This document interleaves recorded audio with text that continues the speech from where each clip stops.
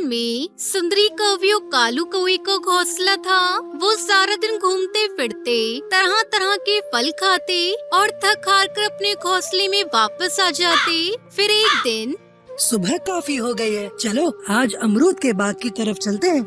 लेकिन सुंदरी कौवे शायद आज को ठीक नहीं थी। नहीं, आज मेरी तबीयत कुछ ठीक नहीं है। तुम अकेले ही चले जाओ और जो कुछ खाओ मेरे लिए भी घोंसले में ही ले आना। कहानी में आगे बढ़ने से पहले एक माँ जो खुद तो भूखी सो जाएगी लेकिन अपने बच्चों को कभी भूखा सोने नहीं देती। दोस्तों, तो आज उस माँ के लिए इस वीडियो को लाइक करके चैनल को सब्सक्राइब कर देना, क्योंकि माँ से बड़ा इस संसार में कोई योद्धा नहीं होता है। तो उनके लिए चैनल को सब्सक्राइब और लाइक तो आम ही बात है। वो तो ठीक है, लेकिन अगर तुम साथ चलते तो ज्यादा अच्छा था। मैंने कहा नहीं, मेरी तबीयत ठीक नहीं। तुम जाते हो या? नहीं बेगम, मैं जा रहा हूँ। तुम लड़ क्यों रही हो? ये कहकर कालू कौवा अकेला ही चला जाता है और वो सीधा अमरूदों के बाग की तरफ जाता है और सारा दिन घूमने फिरने के बाद शाम होते ही अपने घोंसले की तरफ वापस आ जाता है। इतनी देर क्यों कर दी आने में? मैं अमरूदों के बाग की तरफ चला गया था। अमरूद बहुत मजे के थे, मैंने पेट भर के खाए और तुम्हारे लिए भी लेकर आया हूँ। मैं बहुत बेचैनी से तुम्हारा इंतजार कर रही थी। एक खबर है तुम्हारे लिए। क्या खबर है? मैंने 2 अंडे दिए हैं। तो तुम इतने उदास क्यों हो? ये तो बहुत खुशी की बात है। हमारे घोंसले में छोटे छोटे बच्चे आएंगे। तुम इनकी मम्मा होगी और मैं इनका पापा। नहीं, मैं ऐसा नहीं कर सकती। सारा दिन घोंसले में बैठा रहना पड़ेगा। अब तुम अंडों पर बैठोगे। मैं अंडों पर? क्या हो गया है तुम्हें? मेरा काम तुम्हारे लिए खाना लाना है और तुम्हारा काम इन अंडों की हिफाजत करना है। तुम चुप करते हो या नहीं? ऐसा नहीं होगा। मैं नहीं रह सकती सारा दिन घोंसले में। हाँ, अगर तुम भी नहीं बैठ सकते अंडों पर तो मैंने सारा दिन सोच कर एक उपाय निकाला है। क्या उपाय निकाला है? कहीं तुम इन अंडों को घोंसले से गिराना तो नहीं चाहती? नहीं, अब मैं इतनी भी कठोर दिल नहीं हूँ। बच्चे तो मुझे भी बहुत पसंद है, लेकिन सिर्फ मसला अंडों पर बैठने का है, वो मैं नहीं कर सकती। फिर क्या उपाय सोचा है? वो ये कि तुम सारे जंगल में उड़ते रहते हो, कहीं किसी पक्षी के घोंसले में अंडे ढूंढो। क्या कहना चाहती हो? साफ साफ बताओ मुझे। वो ये है कि हम किसी पक्षी के अंडे घोंसले से उठा फेंकेंगे और अपने अंडे वहाँ रख देंगे। जब अंडों से बच्चे निकल आएंगे तो हम अपने बच्चों को ले आएंगे। ऐसे बच्चे भी मिल जाएंगे और मुझे अंडों पर बैठना भी नहीं पड़ेगा। मुझे तुम्हारी ये बात जरा भी अच्छी नहीं लगी। इससे क्या फर्क पड़ता है? मुझे ज्यादा काव काव मत सुनाओ। जो कहा है वो करो, वरना अभी चली जाऊंगी अपने मम्मा पापा के घर, तुम्हें और तुम्हारे इन अंडों को छोड़कर। नहीं, ऐसा मत करना। तुम जैसा कहोगी मैं वैसा ही करने को तैयार हूँ। अगले दिन कालू कौवा जंगल में ऊंची उड़ान भरता है, ये देखने के लिए कि किस किस पक्षी के घोंसले में अंडे पड़े हैं। काफी उड़ान के बाद एक पेड़ के ऊपर उसे एक टुनटुनी चिड़िया का घोंसला नजर आता है, जिसमें 2 अंडे पड़े होते हैं और वो खुश हो जाता है और वो जल्दी से वापस अपने घोंसले की तरफ आ जाता है। क्या हुआ? कोई घोंसला मिला या नहीं? हाँ, पास में ही एक पेड़ के ऊपर घोंसला है जिसमें 2 अंडे पड़े हैं और है भी हमारे अंडों की तरह ही सफेद। टुनटुनी चिड़िया का घोंसला है वो। तुम जल्दी करो। टुनटुनी चिड़िया अभी मैंने आम के पेड़ की तरफ जाती देखी है।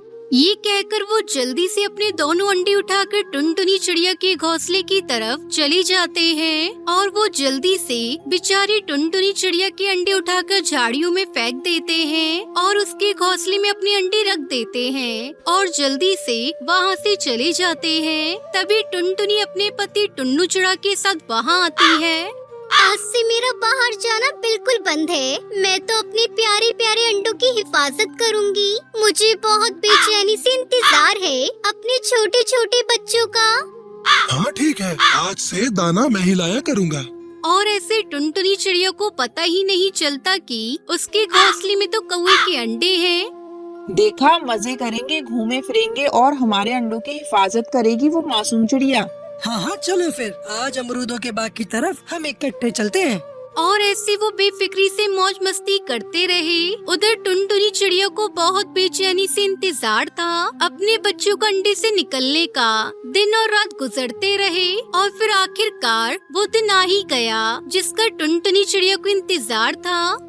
सुनो जी, अंडों से बच्चों की धीमी धीमी सी आवाज महसूस हो रही है। शायद आज हमारे बच्चे अंडों से बाहर आने वाले हैं।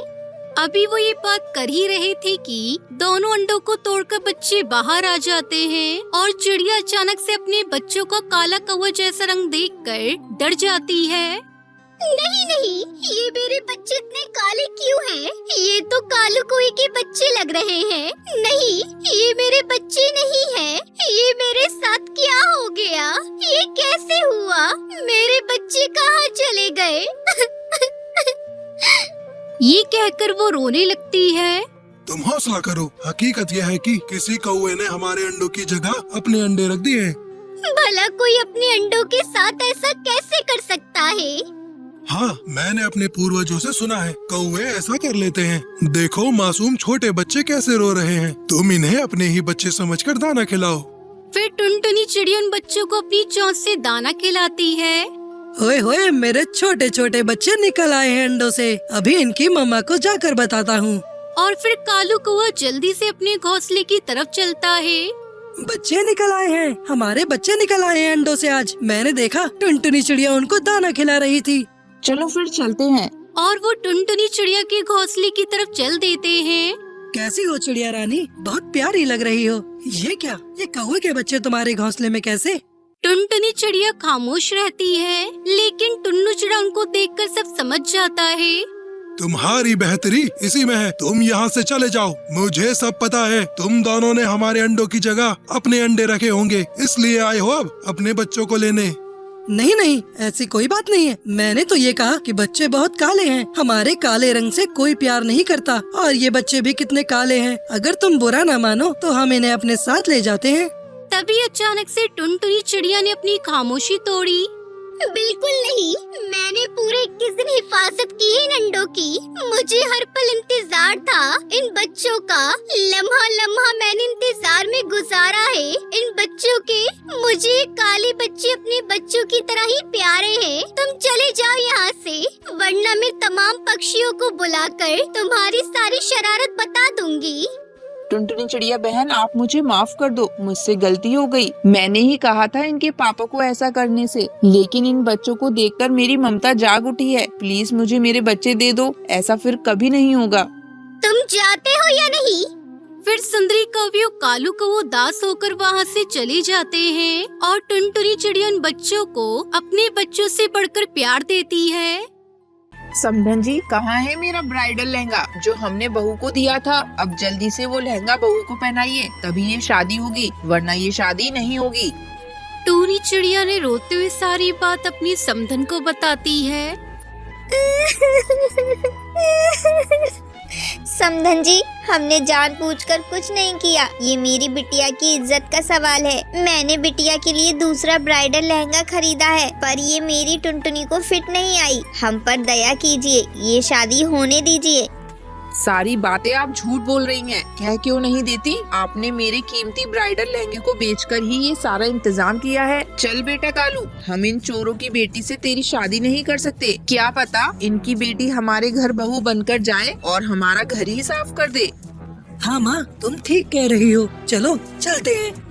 दोस्तों, कल की वीडियो में आपने इतने कम लाइक क्यों किए? मुझे बहुत बुरा लगता है। दोस्तों, जब मैं आपके कहने पर कहानी बनाती हूँ और आप बहुत कम लाइक करते हो, और जब आप कम लाइक करते हो तो मुझे वीडियो बनाने का बिल्कुल भी मन नहीं करता है। तो प्लीज दोस्तों, अभी इस वीडियो पर जाकर लाइक कर दो।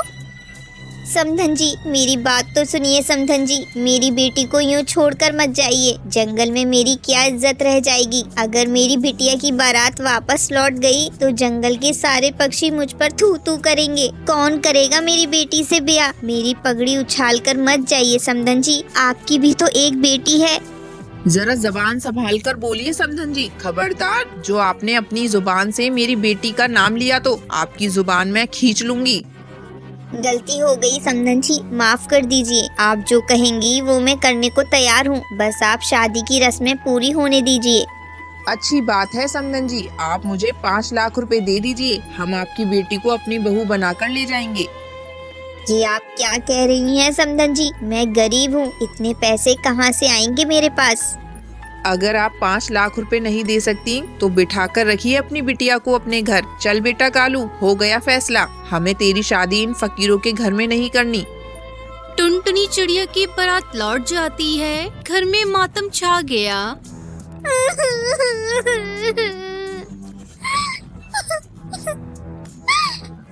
माँ, अब कौन बिया करेगा मुझसे? बिया तो मेरी किस्मत में ही नहीं, मेरी तो किस्मत ही फूटी है माँ। माँ, मुझे आपने मार क्यों नहीं दिया था? अब मुझ गरीब से कौन शादी करेगा माँ? चुप हो जा मेरी बेटी, चुप हो जा। भगवान ने हमारी टुनटुनी के लिए कालू से अच्छा दूल्हा लिखा होगा। सब्र रख बिटिया, सब ठीक हो जाएगा। टुनटुनी पूरी तरह से टूट चुकी थी। समय अपनी रफ्तार से बीतने लगा। एक दिन टुनटुनी नदी पर बैठी हुई थी, तभी एक कबूतर नदी पर पानी पीने आता है। अरे, आपको मैंने पहले कभी नहीं देखा। क्या आप इस जंगल में नए आए हो? हाँ, मैं इस जंगल में नया आया हूँ। मैं एक इंजीनियर हूँ और इस जंगल में सड़क बनाने का काम करने आया हूँ। मेरी यहाँ किसी से भी जान पहचान नहीं हुई। अच्छा हुआ जो आपसे मेरी जान पहचान हो गई। मेरा नाम बंटी है। और मेरा नाम टुनटुनी है। आपसे मिलकर अच्छा लगा।